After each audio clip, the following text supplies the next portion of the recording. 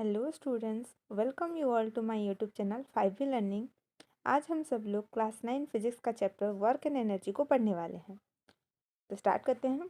In the previous few chapters we have talked about the ways of describing the motion of object, the causes of motion and gravitation. Another concept that help us to understand and interpret many natural phenomena is work. Closely related to work are energy and power. In this chapter we shall study this concept. तो इसमें बोला है कि हम इस chapter के previous chapter में already causes of motion, motion और ग्रेविटेशन के बारे में पढ़ चुके हैं। तो इस चैप्टर में हम लोग क्या पढ़ने वाले हैं? वर्क। इस चैप्टर में हम लोग पढ़ने वाले हैं वर्क और उसका रिलेटेड ही दो टर्म और हैं, एनर्जी और पावर। इन तीनों टॉपिक को हम इस चैप्टर में कवर करने वाले हैं। All living beings need food. Living beings have to perform several basic activities to survive. We call such activities life processes. तो इसमें बोला है कि हर लिविंग बींग्स को कुछ बेसिक एक्टिविटीज़ करनी पड़ती हैं और उस एक्टिविटीज़ के लिए उसे फूड एनर्जी चाहिए होता है। और हमें एनर्जी कहाँ से मिलता है? फूड से मिलता है। तो उस बेसिक एक्टिविटीज़ को हम क्या बोलते हैं? Life processes. So what are life processes? Life processes are the basic activities performed by every living being to survive. Okay. The energy for this process come from food. We need energy for other activities like playing, singing, reading, writing, thinking, jumping, cycling and running. Activities that are strenuous require more energy. तो ये जो life process हम करते हैं, life process मतलब जितने भी हम बेसिक एक्टिविटीज़ करते हैं, तो उसके लिए हमें एनर्जी कहाँ से मिलता है? From food. तो वो फूड हमें एनर्जी प्रोवाइड करता है to do all the life processes. हमें और भी बाकी सारी एक्टिविटीज़ के लिए एनर्जी चाहिए होता है, जैसे कि एक्टिविटीज़ हो गए playing, singing, reading, writing, thinking, jumping, cycling, running. ये सारे एक्टिविटी के लिए भी हमें क्या चाहिए होता है? एनर्जी चाहिए होता है. जो एक्टिविटीज़ टेरेनस होते हैं उनके लिए ज़्यादा एनर्जी चाहिए होता है. Animals do get engaged in activities. For example, they may jump, run, they have to fight, move away from enemies, find food और find safe place to live. Animals भी बहुत सारे एक्टिविटीज़ परफॉर्म करते हैं, जैसे कि उन्हें जंप, रन करना पड़ता है. फिर क्या हो करते हैं वो लोग एनिमी से बचने के लिए भागते हैं, अपना खाना ढूंढते हैं, find food, find safe place to live, अपने रहने के लिए अच्छी जगह ढूंढते हैं.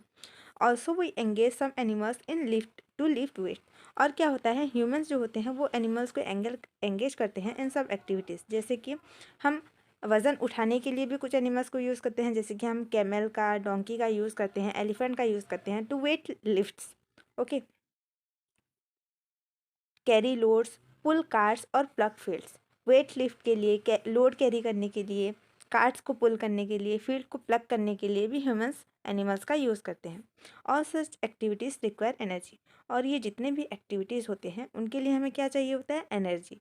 हमें ही नहीं, ऑल लिविंग बींग्स को इन सारे एक्टिविटीज़ के लिए एनर्जी चाहिए होता है.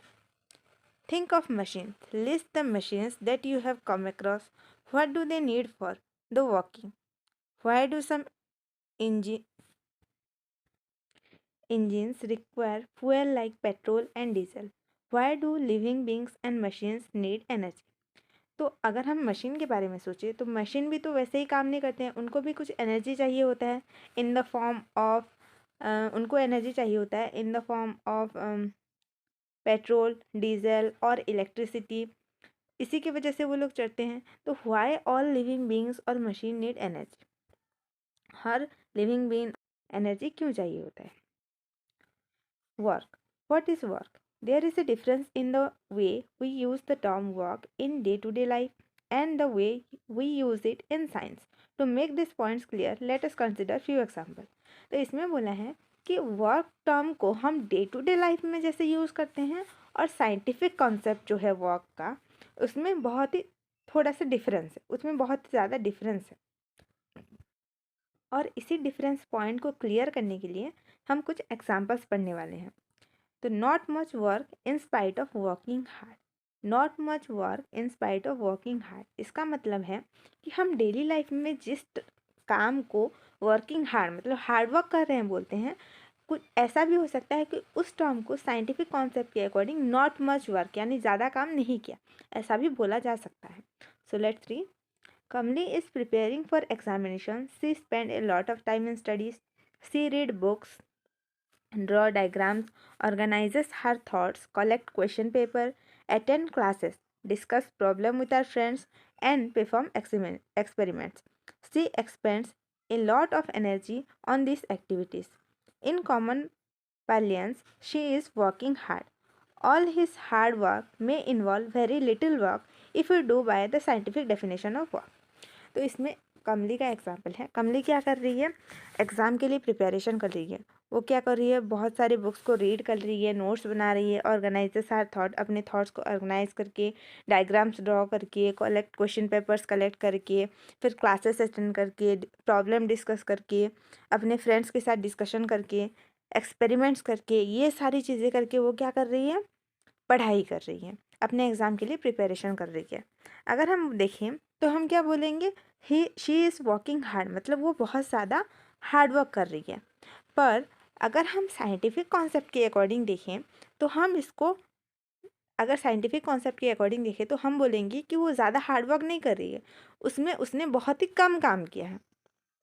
Okay, next.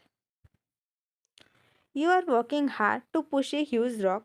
Let us say the rock does not move despite of all the effort. You got completely exhausted. However, you have not done any work on the rock as there is no displacement of the rock.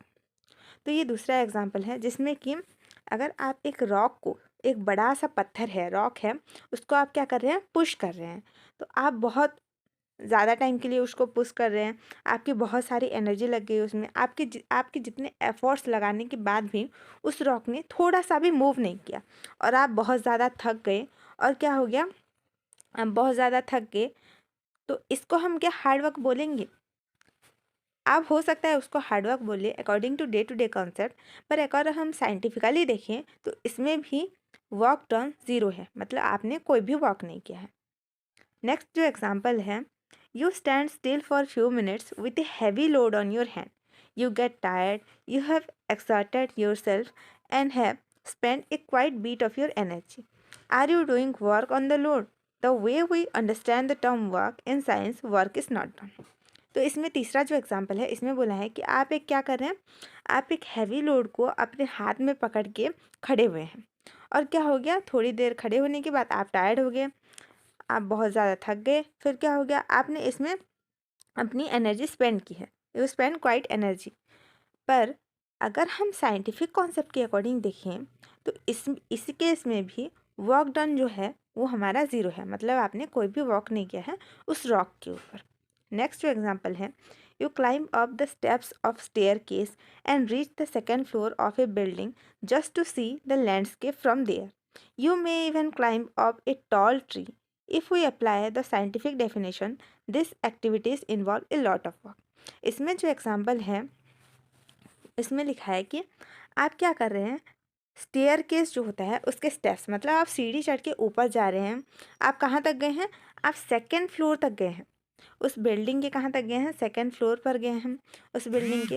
और वो क्यों गए हैं, just to see the landscape, मतलब वहाँ का scene देखने के लिए बस आप ऊपर गए हैं। पर अगर हम साइंटिफिक कॉन्सेप्ट अप्लाई करें तो इसमें हम बोलेंगे कि आपने क्या किया है, this activities involve a lot of work, मतलब आपने बहुत सारा काम कर लिया है।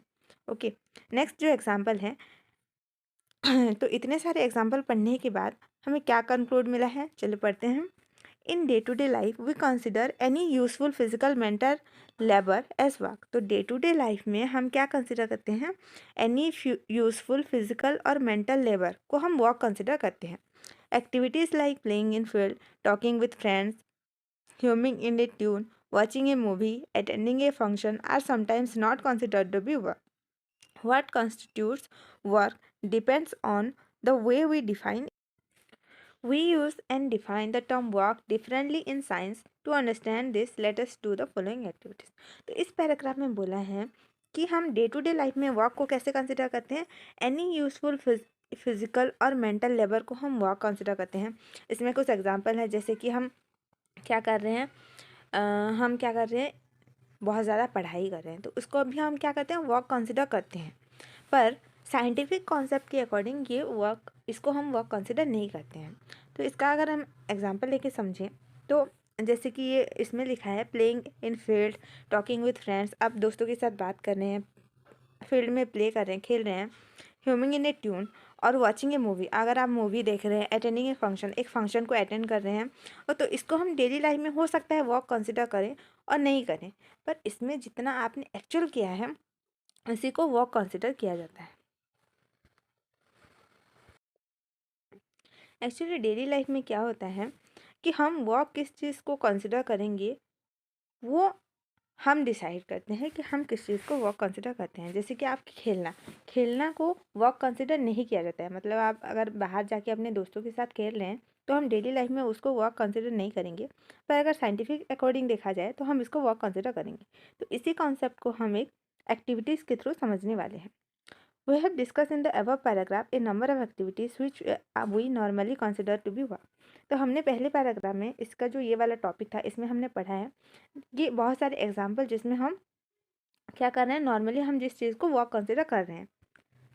इन day to day life for each of this activities ask following question and answer them. तो ये जो काम था, ये जो एग्जाम्पल्स हमने पढ़े हैं उनके लिए हम कुछ क्वेश्चंस पूछेंगे और उस क्वेश्चन का आपको जवाब देना है। तो what is the work being done on, किस चीज़ पे काम किया जा रहा है। What is happening to the object, और जिस चीज़ पे काम किया जा रहा है उस ऑब्जेक्ट के साथ क्या हो रहा है। And who, what is doing the work, मतलब कौन काम कर रहा है और किस पे काम कर रहा है। तो अगर हम इस क्वेश्चंस का आंसर दें तो हमें पता चलेगा कि साइंटिफिक कॉन्सेप्ट ऑफ वर्क जो होता है वो थोड़ा सा डिफरेंट होता है। तो इसमें हम जो पहले एग्जाम्पल पढ़ चुके हैं उसी को कंसिडर करते हैं कि आप खड़े हैं और क्या कर रहे हैं, एक बड़ा सा पत्थर है, एक ह्यूज रॉक है, उसको आप पुश कर रहे हैं। तो फर्स्ट क्वेश्चन है what is the work being done on, तो आप काम किस पे कर रहे हैं, तो आप किस पे फोर्स लगा रहे हैं, उस बड़े से पत्थर पे। What is happening to the object, और वो ऑब्जेक्ट के साथ क्या हो रहा है। जब आप उस बड़े से पत्थर पे अपना फोर्स लगा रहे हैं, अपनी एनर्जी लगा रहे हैं, तो उस पत्थर को कुछ फ़र्क पड़ रहा है, उसके साथ कुछ हो रहा है, क्या वो हिल रहा है, नहीं हिल रहा है। Then who, what is doing the work, मतलब कि है क्या इस केस पे काम हो रहा है, मतलब इस केस में जिसमें आप एक ह्यूज रॉक को पुश कर रहे हैं उस केस में वर्क डन हो रहा है कि नहीं हो रहा है। आपने पुश किया, वो रॉक नहीं हिला, मतलब वर्क डन नहीं हुआ। तो पढ़ते हैं scientific concept of work. To understand the way we view work and define work from the point of view of science, let us consider some situation. तो जैसे हम साइंस के अकॉर्डिंग वर्क को देखते हैं तो हम कुछ सिचुएशन को कंसिडर करते हैं। Push A payable laying on the surface, मतलब एक पेबल है, एक छोटा सा पत्थर है एक सरफेस पे, तो आप क्या कर रहे हैं, इसको पुश कर रहे हैं। One you push the payable moves through a distance, तो जब आप इस पर थोड़ा सा पुश करेंगे तो वो क्या करेगा, थोड़ी डिस्टेंस तक मूव कर जाएगा। सपोज पहले यहाँ पे था तो अब वो कहाँ पे मूव कर गया, यहाँ पे मूव कर गया। You exerted A force on the payable, मतलब आपने पेबल पे क्या लगाया, इस पेबल पे आपने फोर्स लगाया, तभी वो यहाँ से यहाँ मूव कर गया। Okay, the payable got displace, in this situation work is done. तो क्या हुआ कि यहाँ पे एक पेबल था, मतलब एक पत्थर था, इस पे आपने इधर से फोर्स लगाया बाय पुशिंग, और वो पेबल मूव गया फ्रॉम हियर टू हियर, तो उसने कुछ डिस्टेंस कवर किया, डिस्प्लेसमेंट कवर किया। तो इस सिचुएशन में हम बोलेंगे कि वर्क इज डन, मतलब when you apply a force on an object and the object moves to certain distance, then only we say that work is done. A girl pulls a trolley and the trolley moves through a distance. The girl has exerted a force on the trolley and it is displaced, therefore work is done. इसमें जो दूसरा example है इसमें दिया है कि एक girl क्या कर रही है, एक ट्रॉली है उसको वो क्या कर रही है, पुश कर रही है, और वो ट्रॉली क्या कर रहा है, मूव कर रहा है, ट्रॉली में व्हील्स लगे होते हैं तो trolley moves. So in this case girl ने ट्रॉली पे फोर्स लगाया और वो ट्रॉली मूव कर रहा है, ट्रॉली गेट डिस्प्लेस। तो इस सिचुएशन में हम बोलेंगे that work is done. Okay, let a book throw a height, to do this you must apply force, the book rises up, there is a force applied on the book and the book has moved, hence work is done. तो यहाँ पे जो तीसरा example है इसमें बोला है कि lift a book through a height, मतलब यहाँ पे एक बुक था, आप यहाँ पे खड़े हैं और आप क्या कर रहे हैं, इस बुक को उठा रहे हैं अप टू दिस हाइट।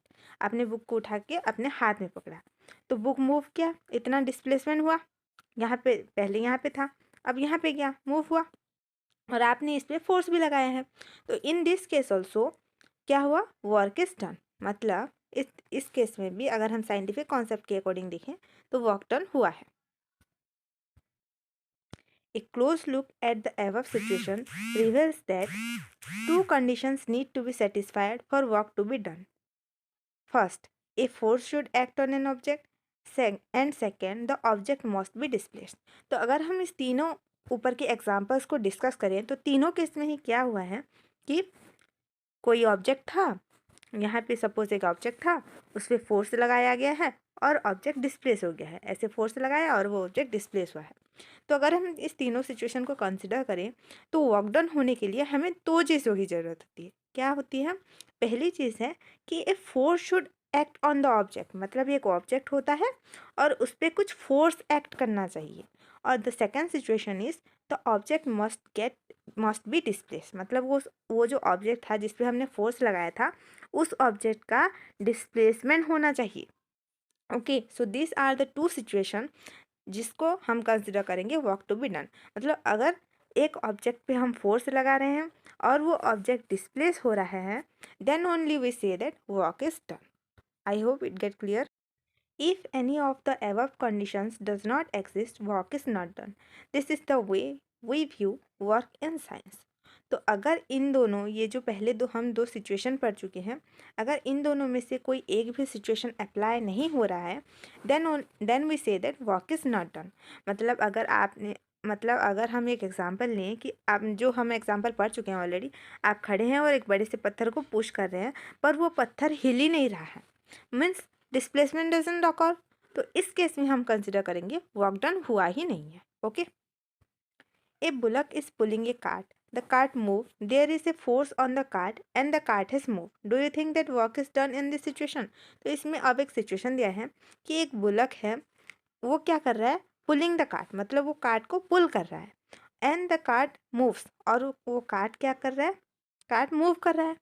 तो ये सपोज ये है कार्ट, तो बुलक क्या कर रहा है, फोर्स लगा रहा है इस डायरेक्शन में, मतलब वो क्या कर रहा है, कार्ट को खींच रहा है ना, पुल कर रहा है, तो फोर्स लगा रहा है इस डायरेक्शन में उस कार्ट पे, और कार्ट क्या कर रहा है, आगे ही मूव कर रहा है। तो इस सिचुएशन में वर्क डन हो रहा है। ओके, नेक्स्ट जो हमारा टॉपिक है वो है work done bye A constant force. How is work defined in science? To understand this, we shall first consider the case when the force is acting on the direction of displacement. तो science के according work done क्या है, इसको हम अच्छे से समझने के लिए और डिटेल में समझने के लिए एक सिचुएशन कंसिडर करते हैं जिसमें कि क्या हो रहा है, इन this situation force is acting on the direction of displacement, मतलब हम जिस डायरेक्शन में फोर्स लगा रहे हैं, फोर्स का डायरेक्शन और डिस्प्लेसमेंट का डायरेक्शन सेम है। तो हम जो सिचुएशन ले रहे हैं उसमें क्या है, फोर्स का डायरेक्शन और डिस्प्लेसमेंट का डायरेक्शन सेम है, both force and displacement are in same direction. Let a constant force F act on object, let the object be displace through a distance S in the direction of force. Let W be the work done. We define work to be equal to the product of force and displacement. तो इसमें एक case है जिसमें कि लिया है, let the object पे हमने जो फोर्स लगाया, अगर ये एक ऑब्जेक्ट है जिस पे हमने फोर्स लगाया है F, और वो ऑब्जेक्ट मूव करता है कुछ डिस्टेंस वो, तो लेट द डिस्टेंस भी S, हम उस डिस्टेंस को कंसिडर करते हैं S, मतलब पहले ऑब्जेक्ट यहाँ पे था, अब वो ऑब्जेक्ट यहाँ पे आ गया, हमने उस पर फोर्स लगाया तो उसने कुछ डिस्टेंस मूव किया, यहाँ पे आ गया। So what is work? तो वर्क को हम डिफाइन करते हैं to be equal to the product of force and displacement, मतलब वर्क डन इक्वल टू हो जाएगा product of force and displacement. So W, work done W equal to force into displacement. So this is the formula, work done equal to force into displacement. इसमें एक example भी है, देख सकते हैं, ये टेबल पे एक ब्लॉक रखा है ये वाला, और इस पे यहाँ पे इस डायरेक्शन में फोर्स लगा है, ये ब्लॉक पहले यहाँ पे था, अब वो यहाँ से मूव करके यहाँ पे आ गया है, तो यहाँ पे हुआ है डिस्प्लेसमेंट, पहले यहाँ पे था अब यहाँ पे आ गया है। तो वर्क डन को डिफाइन करते हैं force into displacement. Okay, I hope ये आपको क्लियर हो गया होगा। Thus, work done by a force acting on object is equal to the magnitude of force multiplied by the distance moved in the direction of force। तो हम work को कैसे define करते हैं? Work done bye a force acting on an object, मतलब work done हो रहा है, एक फोर्स जब काम कर रहा है तो वर्क डन हम कैसे डिफाइन करेंगे?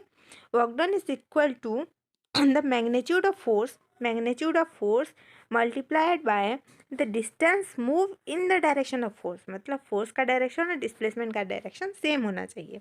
Okay, work has only magnitude no direction. तो इसमें क्या है, वर्क का क्या होता है, ओनली मैग्नीट्यूड होता है बट डायरेक्शन नहीं होता है। तो आपको एक चीज़ पता होगी, स्केलर क्वांटिटी और वेक्टर क्वांटिटी। स्केलर क्वांटिटी क्या होता है? जिस चीज़ का मैग्नीट्यूड होता है बट नो डायरेक्शन नहीं होता है, उसको हम कंसिडर करते हैं स्केलर क्वांटिटी। क्या होता है? तो स्केलर क्वांटिटी वो होती है जिसका ओनली मैग्नीट्यूड होता है बट डायरेक्शन नहीं होता है, नो डायरेक्शन, उसको हम कंसिडर करते हैं स्केलर क्वांटिटी। दूसरा होता है वेक्टर क्वांटिटी। वेक्टर क्वांटिटी क्या होता है? जिसका मैग्नीट्यूड और डायरेक्शन दोनों हो, उसको हम कंसिडर करते हैं वेक्टर क्वांटिटी। तो इस केस में क्या है, वर्क हैज़ ओनली मैग्नीट्यूड, उसका ओनली मैग्नीट्यूड है, डायरेक्शन नहीं है, तो इसीलिए वर्क क्या हो जाएगा, वर्क हो जाएगा। So work is consider as an, work क्या लिखेंगे हम, स्केलर क्वांटिटी। वर्क क्या होता है, एक स्केलर क्वांटिटी होता है। Okay, if 1 Newton and if force equal to 1 Newton and displacement equal to 1 meter, then the work done by the force will be 1 Newton meter। Okay, तो अगर हम consider करें फोर्स, वर्क डन का formula क्या होता है, work done equal to force into displacement, ये होता है। फोर्स का यूनिट होता है न्यूटन, तो अगर हम ले लिए 1 Newton फोर्स लग रहा है एक ऑब्जेक्ट पे और वो ऑब्जेक्ट डिस्प्लेस कर रहा है 1 मीटर को, तो तब हम क्या बोलेंगे, वर्क डन जो है वो हो जाएगा 1 Newton meter। Okay, so work done will in this situation will be 1 Newton meter। तो here the unit of work is newton metre. तो हमें इससे क्या पता चला कि वर्क डन का यूनिट क्या होता है, वर्क डन का यूनिट होता है न्यूटन मीटर। ओके, और जूल, और इसको हम कंसिडर कर सकते हैं, इसको हम बोल सकते हैं न्यूटन मीटर और जूल। तो वर्क डन के यूनिट है न्यूटन मीटर और जूल। जूल का मतलब न्यूटन मीटर, सेम ही होते हैं दोनों, ठीक है। 1 joule is equal to 1 Newton meter। Thus, 1 joule is the amount of work done on an object when force of 1 Newton displace it by 1 meter along the action of force। तो हम 1 joule को कैसे define करते हैं, 1 joule को define करते हैं as work to be done when force of 1 Newton act on an object to displace 1 meter। मतलब समझिए, यहाँ पे एक ऑब्जेक्ट है ओ, इस पे हम फोर्स लगा रहे हैं 1 Newton का, और ये ऑब्जेक्ट डिस्प्लेस होके यहाँ पे आ रहा है, और ये जो डिस्प्लेसन हुआ है वो हुआ है 1 मीटर का। तब हम बोलेंगे कि work done is equal to 1 joule, मतलब इसमें काम कितना हुआ है, 1 जूल वर्क हुआ है। Okay, what is the work done when the force on the object is 0? What will be the work done when the displacement of the object is 0? Refer to the conditions that are to be satisfied to say the work is done. तो इसमें 3 question पूछा है। पहला पूछा है कि what is the work done when the force on the object is 0? तो हमें पता है work done W equal to क्या होता है, फोर्स इंटू डिस्प्लेसमेंट होता है। अगर फोर्स 0 हो गया, देन फोर्स की जगह पे अगर हम 0 पुट करते हैं और डिस्प्लेसमेंट को S पुट करते हैं, तो 0 इंटू S भी तो 0 होगा ना, तो overall work done will be also equal to 0। और जो सेकेंड सिचुएशन है, work done when the displacement of the object is 0, same situation. अगर work done W equal to F into S है, तो डिस्प्लेसमेंट अगर 0 हो गया, then overall work done also will be equal to 0। Okay, तो work done के लिए हमें 2 सिचुएशन जो चाहिए होता है वो क्या है, first one is a force must act on an object and the object get displaced. Displacement होना चाहिए। ओके, तो एग्जाम्पल 1.1 को देख लेते हैं। A force of 5 Newton is acting on an object. The object is displaced through 2 meter in the direction of force. If the force of the act on the object all through the displacement, when the work done is 5 into 2 meter equal to 10 Newton और 10 joule. Okay, तो इसमें बोला है कि force जो है 5 Newton है, एक ऑब्जेक्ट पे फोर्स एक्ट कर रहा है 5 Newton, और वो ऑब्जेक्ट डिस्प्लेस हुआ 2 मीटर। तो वर्क डन का फॉर्मूला होता है force into displacement, so 5 Newton into 2 metre will be equal to 10 Newton metre, और we can say 10 joule. Okay, next question देख लेते हैं। नेक्स्ट है आपका इंडेक्स क्वेश्चन, जिसमें बोला है कि a force of 7 Newton act on an object, the displacement is से 8 मीटर। तो इसमें पहले से ही दे दिया है फोर्स कितना है, एक ऑब्जेक्ट पे फोर्स रख रहा है 7 Newton का, और डिस्प्लेसमेंट उस ऑब्जेक्ट का हुआ है 8 metre in the direction of force. मतलब फोर्स का डायरेक्शन और डिस्प्लेसमेंट का डायरेक्शन सेम है। ठीक है, let us take it that the force act on the object through the displacement, what is the work done in this case.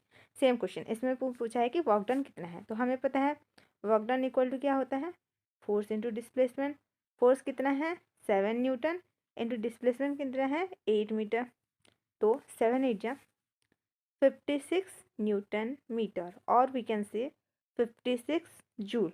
तो इसका answer कितना हो जाएगा, इसका आंसर हो जाएगा 56 जूल। ओके, देखिए इसमें ये ब्लॉक है, इस पे 7 Newton का फोर्स रख रहा है और ये डिस्प्लेस कर रहा है 8 मीटर तक, तो force into displacement equal to 56 joule. Okay, I hope you clear. Next, consider another situation in which the force and the displacement are in the same direction. तो इसमें एक सिचुएशन को बोला है जिसमें कि force and displacement are in the same direction.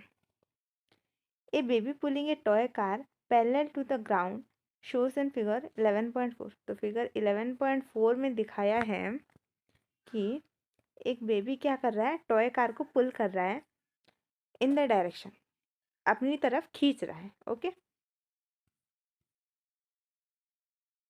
the baby has exerted a force on the direction of displacement of the car. In this situation, the work done will be equal to the product of force and displacement. In such situation, the work done by the force is taken as positive. तो इस situation में क्या हो रहा है, baby ने force apply किया towards this direction, मतलब वो अपनी कार को किस तरफ खींच रहा है, अपनी तरफ खींच रहा है, और कार का मूवमेंट भी हो रहा है कौन से डायरेक्शन में, उसी के डायरेक्शन में। तो फोर्स और डिस्प्लेसमेंट दोनों के डायरेक्शन सेम है, तो इस केस को हम बोलते हैं पॉजिटिव वर्क डन। तो what is positive work done, when the force and displacement are in same direction, in this situation we call work done as positive work done. Okay, consider a situation where the object is moving with a uniform velocity along a particular direction.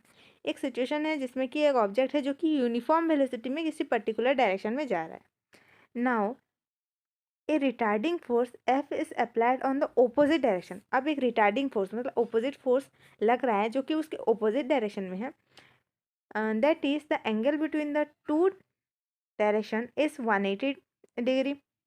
Late the object stop after displacement S. In the situation the work done by the force F is taken as negative and denoted by minus sign. The work done by the force is F into minus S और minus F into S. तो इसमें जो example है इसको हम एक car का example consider करते हैं।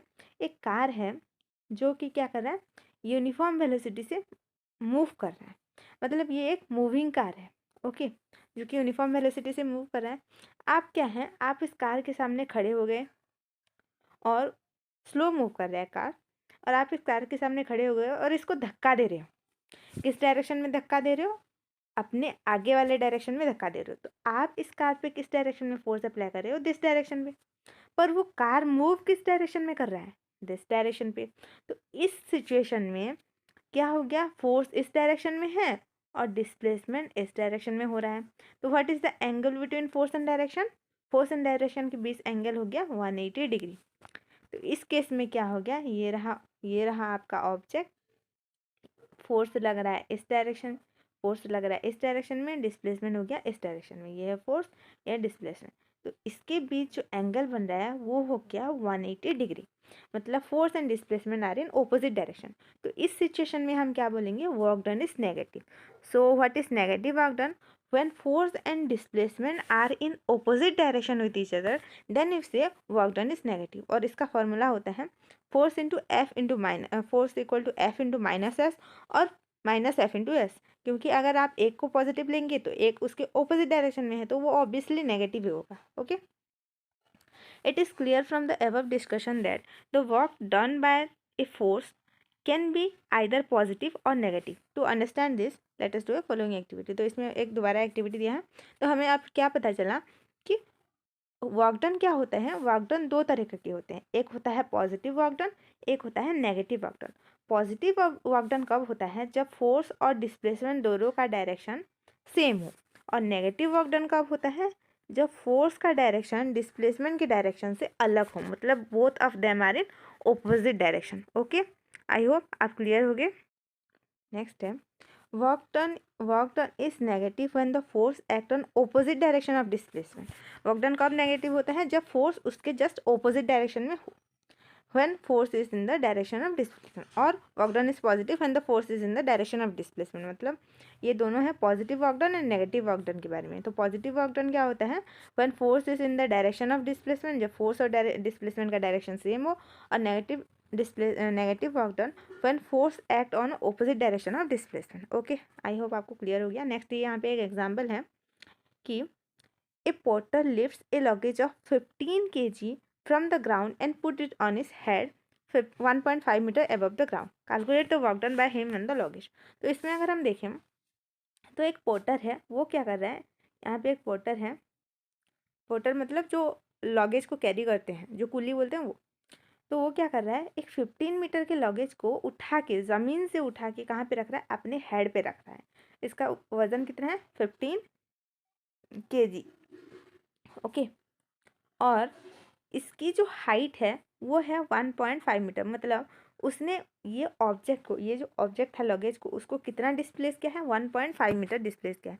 तो इसका अगर हम गिवन लिखे तो गिवन में क्या क्या आएगा, गिवन में दिया है, तो गिवन में क्या क्या है, गिवन में है mass of the luggage 15 kg, displacement 1.5 metre, और हमें फाइंड क्या करना है, वर्क डन फाइंड करना है। ओके, तो वर्क डन हमें पता है, work done W equal to क्या होता है, फोर्स इंटू डिस्प्लेसमेंट होता है। और पिछले चैप्टर्स में बताया है कि force equal to mass into acceleration होता है। बट इस केस में क्या हो रहा है, इस केस में ग्रेविटी के अगेंस्ट वर्क हो रहा है, इसीलिए हम एक्सेलरेशन को एक्सेलरेशन ड्यू टू ग्रेविटी यानी कि G लिखेंगे। तो force equal to mg, mass into gravity. और डिस्प्लेसमेंट को डिस्प्लेसमेंट हमें पता है, G का वैल्यू क्या कितना होता है, 10 metre per second square. Okay, then force into displacement का हो जाएगा mass into gravity into displacement, acceleration due to gravity into displacement. 15 into 10 into 1.5 metre will be 225 kg metre per second. तो इसका फाइनल आंसर हो जाएगा 225 Newton metre और 225 joule. I hope आपको ये वीडियो पसंद आया हो। अगर आपको ये वीडियो पसंद आया है तो लाइक कर दीजिए और शेयर करिए अपने दोस्तों के साथ। और अगर आपको कोई भी डाउट है तो कमेंट सेक्शन में मुझे बता दीजिए, मैं आपके डाउट वहाँ पे सॉल्व कर दूँ। Okay, thank you for watching और लाइक शेयर एंड सब्सक्राइब।